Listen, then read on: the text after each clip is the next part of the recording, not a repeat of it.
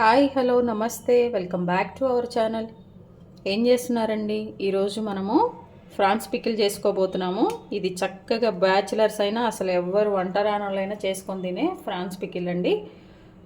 చాలా ఈజీగా ఎమ్మీగా ప్రిపేర్ చేయబోతున్నాను. ఆలస్యం ఎందుకు, ఇంకా వచ్చేసేయండి. ఫస్ట్ మనము ఫ్రాన్స్ని ఎట్లా క్లీన్ చేసుకోవాలో ఒకసారి చూద్దామండి. ఇదిగో నేను ఇక్కడ ఈ ఫ్రాన్స్లో వెయిన్ కూడా తీయించానండి. అక్కడ వెనక ఇది బ్లాక్ కలర్ది ఉంటుంది కదా, అది షాప్లోనే నేను తీయించేసాను. ఉప్పు, కొంచెం పసుపు కూడా యాడ్ చేసుకోవాలండి. పసుపు వేసుకొని మనము ఒక 5 నుంచి 6 సార్లు మంచిగా వాష్ చేసుకోవాలి. అందులో ఉన్న నీచు వాసన అంతా కూడా వెళ్ళిపోతుంది అన్నమాట. మంచిగా కలిపి ఇవ్వండి, ఉప్పు పసుపు ఇట్లా కలిపేసుకొని మనము మంచిగా దీన్ని ఒక 5 నుంచి 6 సార్లు వాష్ చేసుకోవాలి. ఇదిగోండి, మనం శుభ్రంగా వాష్ చేసుకున్న ఫ్రాన్స్ అండి, మంచి క్లీన్ అయిపోయినాయి. వీటిని మనము పక్కన పెట్టేసుకుందాం. 1/2 కేజీ ఫ్రాన్స్ అండి తీసుకొచ్చాను. ఎప్పుడైనా ఫ్రాన్స్ కేజీ తెస్తే 1/2 కేజీ, 1/2 కేజీ తెస్తే 1/4 కేజీ మనకి వస్తాయండి. వీటిని శుభ్రంగా వాష్ చేసుకొని నేను పక్కన పెట్టానండి. ఇప్పుడు మనం చేయబోతే ఏంటంటే మనము ఫ్రాన్స్ పికిల్ చేయబోతున్నాను. ఫ్రాన్స్ పచ్చడి చాలా ఈజీగా ఎవరైనా ఈజీగా చేసుకోవచ్చండి, బ్యాచిలర్స్తో సహా. అంత ఈజీ ప్రాసెస్ నేను ఇప్పుడు మీకు చూపించబోతున్నాను ఎలానో. దీనికి ఏంటంటే ముందుగా మనం ఇందులో కొంచెం ఒక 1/2 టేబుల్ స్పూన్ పసుపు, ఒక హాఫ్ టేబుల్ స్పూను సాల్ట్ అండి. ఆల్రెడీ మనం సాల్ట్ వేసి వాష్ చేసుకుంటాం కదా, ఇంకొంచెం లైట్గా సాల్ట్ వేసేసి కలిపి పక్కన పెట్టుకోవాలి. అందులో ఉన్న వాటర్ అంతా కూడా ఊరుతుంది. అదంతా అయిపోయాక మనం అప్పుడు వీటిని ఫ్రై చేసుకోవాలి. కలిపేసుకొని మనం మంచిగా చూడండి, చాలా ఈజీ ప్రాసెస్ ఉంటుందండి. దీన్ని ఇట్లా పక్కన పెట్టేద్దాం కొంతసేపు. రొయ్యల పచ్చడికి కావాల్సిన మసాలాని మనము ప్రిపేర్ చేసుకోబోతున్నామండి. కొంచెం చెక్క, ఇదేంటంటే కొంచెం మీరు స్పైస్ ఎక్కువ తినాలనుకున్న వాళ్ళైతే కనుక కొంచెం ఎక్కువ వేసుకోండి, అవసరం లేదు అనుకున్న వాళ్ళైతే ఈ 4 వేసేసుకోండి. ఇవి మంచిగా కొంచెం రోస్ట్ అయ్యాక, మరి ఎక్కువ అవసరం లేదండి. ఇప్పుడు ఇందులో మనం ధనియాలు ఒక టేబుల్ స్పూన్, కొంచెం గ్రేవీ కావాలంటే ఇంకొంచెం వేసేసుకోండి. మంచిగా ఇట్లా వచ్చాక చూయించేసి వేయించుకోవాలండి. వేయించేసుకొని చల్లారే వరకు పక్కన పెట్టేసుకోవాలి. స్టవ్ ఆన్ చేసుకొని ఒక బాండీ పెట్టేసుకున్నామండి. పెట్టేసుకొని ఇప్పుడు దీనిలో ఏంటంటే నేను ఒక 150 గ్రామ్స్ ఆయిల్ తీసుకున్నానండి 1/2 కేజీ ఫ్రాన్స్కి. దీన్ని మనం హీట్ చేసుకోవాలి. హీట్ చేసుకున్న తర్వాత ఇందులో మనం ముందుగా ఉప్పు పసుపు కలిపి పెట్టుకున్నాం కదా, ఆ ఫ్రాన్స్ని ఇందులో వేసేసుకొని మనము మంచిగా వేయించుకోవాలి. ఆ పచ్చిదంతా పోయే విధంగా. అది ఎలానో ప్రాసెస్ ఏంటో చూపిస్తాను. కొంచెం ఆయిల్ హీట్ అయిన తర్వాత మనం ముందుగా ఈ ఫ్రాన్స్ ఉన్నాయి కదండి, ఇందులో వేసేసుకోవాలి. మీడియం ఫ్లేమ్ మీద మనము మంచిగా కుక్ చేసుకోవాలండి. ఎందుకంటే మనం పచ్చడి కోసం కాబట్టి ఇవి మంచిగా కుక్ అయితేనే మనకు బాగుంటుంది. మంచిగా ఫ్రై అయిపోయి ఉడకవలసినంత వరకు ఉడికితేనే బాగుంటుంది, మాడితే బాగుండదు అన్నట్టు. కొంచెం దగ్గర ఉండేసి మనము ఇట్లా చేసేసుకుంటాం.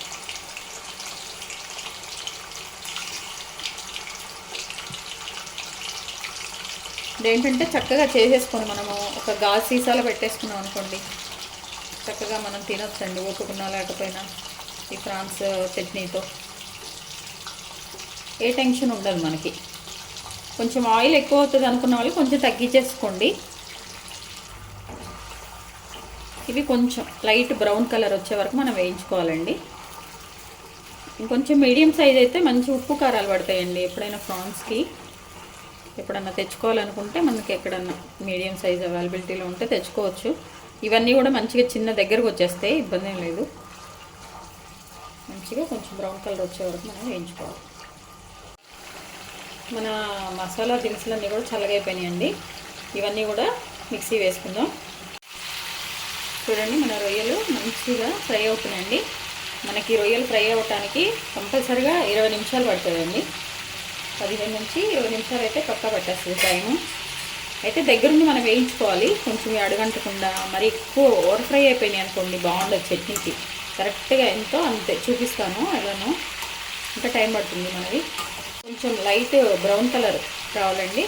కొంచెం బ్రౌన్గా వస్తే మంచిగా లోపల పచ్చిదనం కూడా మొత్తం పోతేనే మనకి కొంచెం చట్నీ ఎక్కువ రోజులు నిల్వ ఉంటుందండి. దానికోసం కొంచెం జాగ్రత్తగా దగ్గరుండి మనం ఫ్రై చేసుకోవాలి.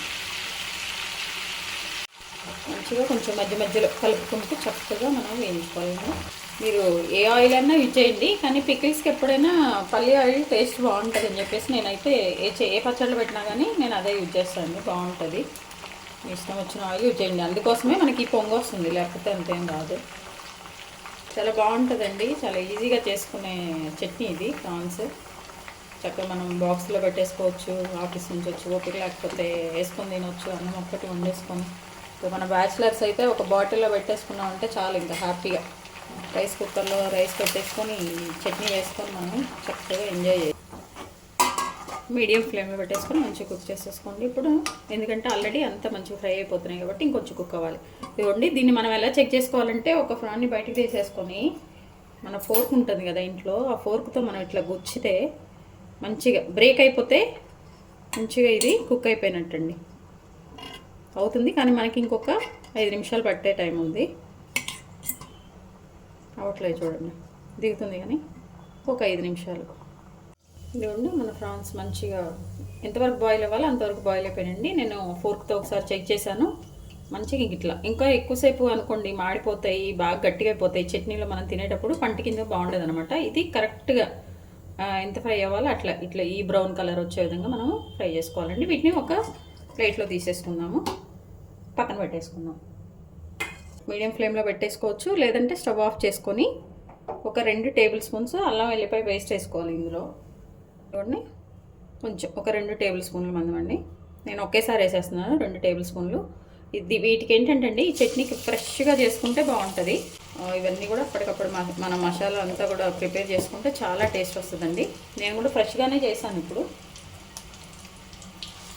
దీన్ని మంచిగా ఈ ఆయిల్లో పచ్చివాసన పోయే వరకు మనము వేయించుకోవాలి. ఇదిగోండి చక్కగా ఇది మంచిగా పచ్చివాసన పోయే వరకు మనము వేయించేసుకోవాలండి.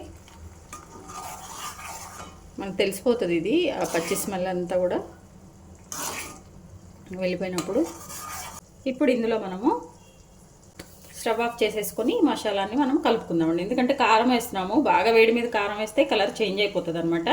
అందుకని మనము స్టవ్ ఆఫ్ చేసేసుకొని ఈ అల్లం వెల్లిపాయ పేస్ట్కి మనము ఒక 3 పెద్ద టేబుల్ స్పూన్స్ కారం వేసుకుంటున్నాను అండి. 2 నేను కొంచెం కారం ఎక్కువ తింటా కాబట్టి 3 టేబుల్ స్పూన్స్ వేసుకుంటున్నాను పెద్ద.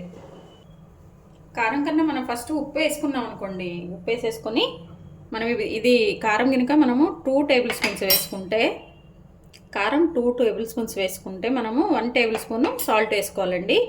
ఇప్పుడు మనకి సాల్ట్ కొంచెం బాగా కరిగిపోవాలి కాబట్టి ముందుగా మనం సాల్ట్ వేసుకుందాము 1 టేబుల్ స్పూను. ఉప్పు వేసుకున్నాక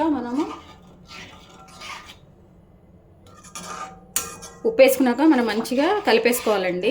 ఎందుకంటే ఆ వేడికి ఉప్పు అంతా కూడా కరిగిపోతుంది అనమాట, లేదంటే మనకి సాల్ట్గానే ఉంటుంది, బాగుండదు. అందుకోసం అని చెప్పేసి ఇది మనం స్టవ్ ఆఫ్ చేసే ముందు కూడా మనం ఉప్పు వేసేసుకొని మంచిగా కలిపేసుకున్నాక కూడా స్టవ్ ఆఫ్ చేసుకోవచ్చండి, ఇబ్బంది ఏమి ఉండదు.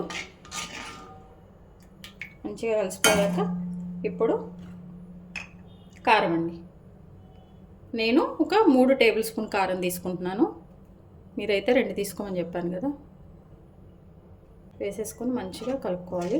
ముందుగా మిక్సీ వేసుకున్నాం కదా మసాలా పౌడర్, ఇది కూడా అండి,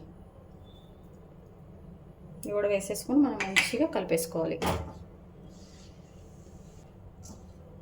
ఆయిల్ ఎక్కువ అనిపిస్తుందండి, ఏం లేదు. ఇదేంటంటే మనం కలిపి పక్కన పెట్టేసుకున్నాక 3వ రోజు చూసినప్పుడు ఆ ముక్కకి వాటన్నిటికి పట్టేసి మనకి ఆయిల్ అంతా కూడా సరిపోతుందండి. ఇప్పుడు ఇందులో ముందుగా మనము ప్రాన్స్ అన్నీ కూడా పక్కన పెట్టేసుకున్నాం కదా, ఇవి కూడా వేసేసుకొని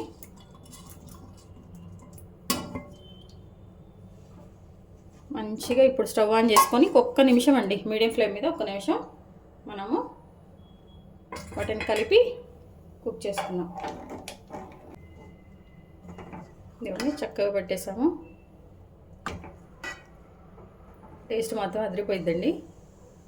లేదు ఉప్పు ఒకవేళ చెక్ చేసుకోవాలి మేము తక్కువ అట్లా అనుకుంటే ఒకసారి చెక్ చేసుకొని ఏమన్నా తక్కువైతే మీరు యాడ్ చేసుకోవచ్చు. ఇవ్వండి మనం ఇట్లా మనము పక్కన పెట్టేసుకోవాలి. ఇదంతా బాగా చల్లగా అయిపోయాక ఇందులో మనము నిమ్మకాయ పిండేసుకోవాలండి. ఒక నిమ్మకాయని ఇందులో యాడ్ చేయాలండి. నేను కొంచెం పులుపు తక్కువ తింటా కాబట్టి ఒక నిమ్మకాయ వేసుకుంటున్నానండి, లేకపోతే 1.5 అట్లా వేసుకోవచ్చు. ఆహా అని అదిరిపోయే రొయ్యల పచ్చడి అండి, చాలా బాగా చేసేసాను. రొయ్యల పికెలు చాలా టేస్ట్ అదిరిపోయింది, ఎమ్మీగా ఉంది. దీన్ని ఒక బాక్స్లో పెట్టేసుకొని ఒక గాజు సీసాలో పెట్టేసుకొని మనం డైనింగ్ టేబుల్ మీద పెట్టుకుంటే రోజు చక్కగా ఎంజాయ్ చేయొచ్చు. ఇంకా ఆలస్యం ఎందుకండి, మరి మీరు ప్రిపేర్ చేసుకోండి. మీ విలువైన సమయాన్ని కేటాయించిన వీడియో చూస్తున్నందుకు మీ అందరికీ ధన్యవాదాలండి.